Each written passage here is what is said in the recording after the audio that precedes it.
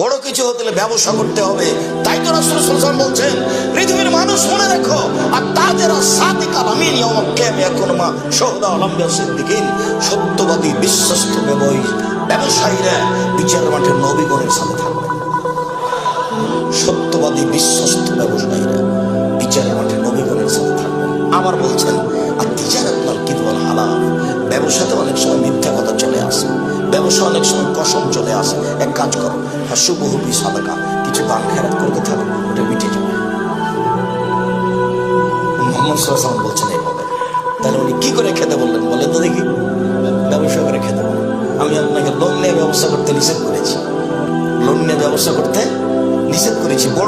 বড় কিছু হতে হলে ব্যবসা করতে হবে। তাই তো রাসূল সাল্লাল্লাহু আলাইহি ওয়াসাল্লাম বলছেন, পৃথিবীর মানুষ মনে রাখো, আর তাদের সাদিকাল আমিন ইয়াউমাল কিয়ামা ইয়াকুনু মা শুহাদা ওয়াল আমবিয়া সিদ্দিকিন, সত্যবাদী বিশ্বস্ত ব্যবসায়ীরা বিচারের মাঠে নবীগণের সাথে থাকবে।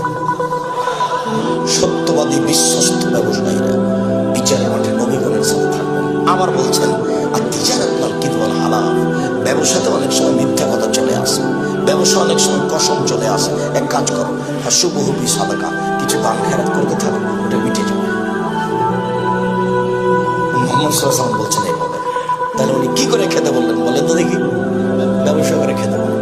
আমি আপনাকে লোন নিয়ে ব্যবসা করতে নিষেধ করেছি, লোন নিয়ে ব্যবসা করতে নিষেধ করেছি। বড়